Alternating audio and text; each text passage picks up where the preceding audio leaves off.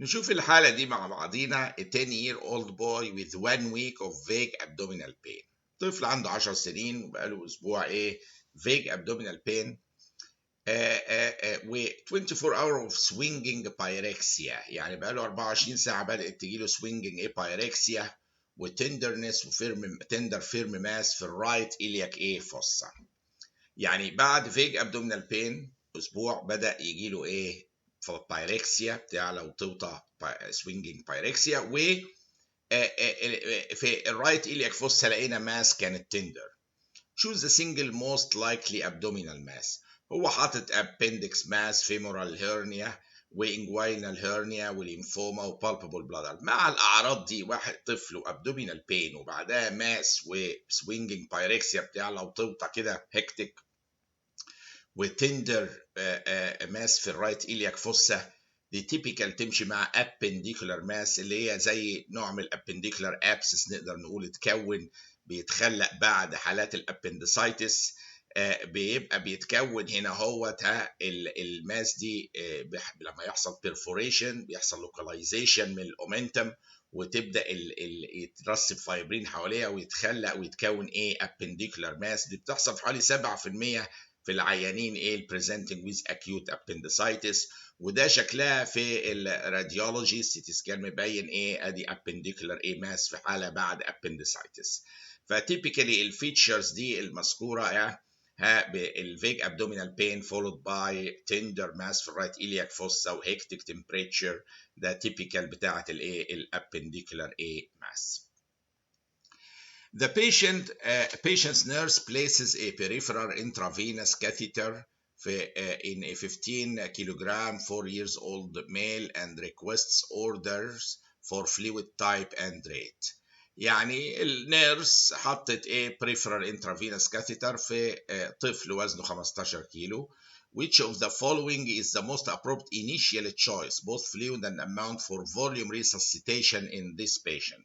هو شوفوا كقاعدة عامة بصراحة في الفوليوم ريسسيتيشن عامة، يعني النورمال سلاين هو القاعدة العامة until proven otherwise لحد ما. ففي الوضع العادي اللي هي حاطه له انترافينوس كاثيتر في طفل وعاوزة تريسسيتيت، يعني الريسسيتيشن دي مش محتاج اكتر ان انا لازم ابدا الستاندرد اللي هو نورمال سلاين. في حالات خاصه بختار لها باكد سيلز او لاكتيتد رينجرز ودي مش نقاشنا في اللحظه دي، ولكن ان جنرال النورمال سلاين هو الستاندرد عامه اللي هو بنبدا بيه في معظم الحالات. نورمال سلاين 9/10% صوديوم كلورايد، يبدا ندي الانفيوجن. وهنا هو الحقيقه تيبيكالي بيبقى given over 20 minutes في الاطفال اللي عندهم moderate dehydration و as fast as possible في الاطفال اللي عندهم severe dehydration عشان نلحقهم. البولس should be repeated until the child has restoration of intravascular volume. احنا طبعا ما بنحبش ندي هايبوتونيك او هايبرتونيك سوليوشنز لان ليها مضاعفات ضخمه جدا ممكن تحصل، ديس ايكوليبرايزيشن سيندروم بيسموها. لكن الامن والافضل نورمال سلاين زي ما قلنا over 20 minutes لو moderate dehydration او as fast as possible لو كانت حاله severe dehydration.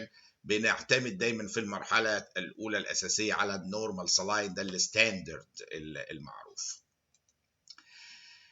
هنا حالة 19-year-old man is brought to the emergency department by ambulance with a stab wound in the right upper quadrant of the abdomen. يعني في الرايت upper quadrant هنا هوت كده of the abdomen واخد stab wound.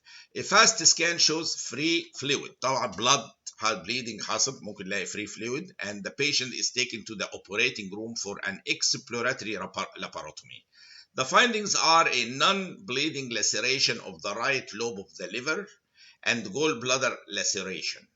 Which of the following is true؟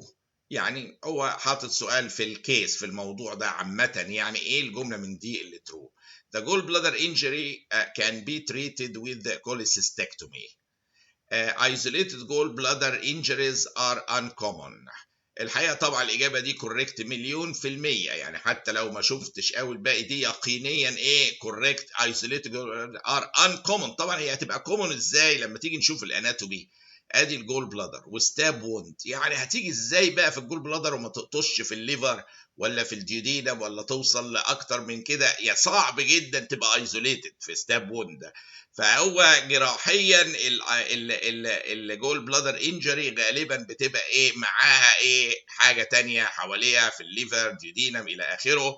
فالاجابه الصح هنا ال isolated gall bladder injuries are uncommon. فعلا غالبا ما بتبقاش isolated وبتبقى معاها ايه تيشوز اخرى ايه متاخده زي ما احنا شايفين في الصوره كده، الليفر لاسيريشن الديودينم الى اخره على حسب ايه الديجري بتاعت الاستابينج.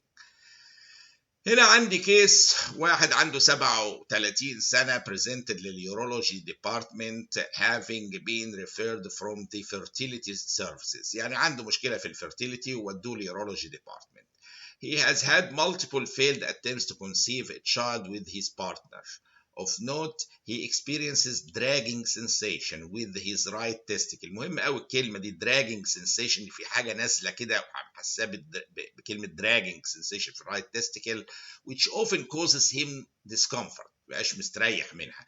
On examination of the scrotum, the testicle and epididymis appeared normal. However, the cord structure were boggy and felt like a bag of worms. حاسس باج اوف ورمز تحت ايدك. الوصف ده تيبيكال بتاع حاله فاريكوسيل. يعني يوم ما الاقي انا دراجنج سنسيشن عند العيان وفي انفيرتيليتي والفيلينج ده هو حاجه زي ايه باج اوف ورمز والبوكي فيلينج ده تيبيكال بتاع ايه حاله ايه فاريكوسيل. it didn't transilluminate nor is it tender. There is لانها مش cyst، دي السيست هي اللي بترانسيليومينيت، وما هياش تندر لانها مش انفلاماتوري ايه كونديشن مش ابيديديمايتس مثلا، لا ده فاريكوسيل مجرد دايلاتيشن في الفينز في المنطقه دي. There is an associated cough impulse وده كومون مع اي حاجه فينس كونكشن للكارديوفاسكولار سيستم، ممكن نلاقي cough impulse نحسها. From the following list select the next most appropriate diagnosis. مع الحالات دي طبعا case of varicocele بتنطق البوجي فيلينج والباج اوف ورمز فيلينج والدراجنج سنسيشن والانفيرتيليتي لانها الحراره العاليه او المختلفه اللي حوالين التستيكل بتاثر على السبرماتوجينيسيس فتعمل ايه الوصف ده. فدي تيبيكال كيس اوف فاريكوسيل وده ايه شكلها اهو كستراكشر والباج اوف ورمز بتتحس ايه هنا اهوت وحاسس بدراجنج سنسيشن في موقع ايه الفاريكوسيل. السؤال ده بيقول which of the following is not included in standard infection control precautions. هو حاطط مجموعة حاجات management of blood. هو إيه أنا أقولها لكم الأول. standard infection control precautions دي حاجات بيعملها الناس اللي شغالين في الهيلث لنفسهم للهوسبيتال للأجهزة بتاعتهم عشان تبقى كلين وما ينقلوش عدوى إلى آخره. فهو بيقولوا إيه؟ بيقول هنا which is not included. فحاطط ايه مانجمنت اوف بلاد وبودلي فلويد سبيلج ده طبعا انكلودد لان ده جزء من نظافه المكان والمستشفى والكلينيك وكده. بيشنت بيرسونال هايجين طبعا انا ماليش دخل ما اقدرش اقول له دي ما هيش جزء من الستاندر انفكشن كنترول بريكوشن. اتس سامثينج جود بس ما هيش جزء من الستاندر انفكشن كنترول ايه بروسيدور اللي هي زي ما شفنا كده حاجات كلها بالصور كده حاجات كلها لوكال في الهوسبيتال انت تعملها الهيلث سيستم بيعملها عشان المكان يبقى كلين وما فيهوش انفكشن ولكن 100% it does not include patient personal hygiene. دي قضيه شخصيه ما هياش تبع ممكن تبقى نصيحه الدكتور يديله ده موضوع تاني لكن هي ما هياش تبع الستاندرد انفكشن كنترول بريكوشنز لان دي بريكوشنز معموله للجهاز الصحي ان هو يحمي نفسه السماعات تبقى نظيفه وهايجينيك استخدام اسيبتيك تكنيكس الى اخره للمنظومه الصحيه ماليش دخل انا بالعيان فيها فالستاندرد انفكشن كنترول بريكوشنز دي حاجه خاصه بالهيلث سيستم مش بنصيحه العيان ايه البيرسونال هايجين بتاعه. دي ستوري تانية خالص. ونشوف الاسئله اللي جايه باذن الله.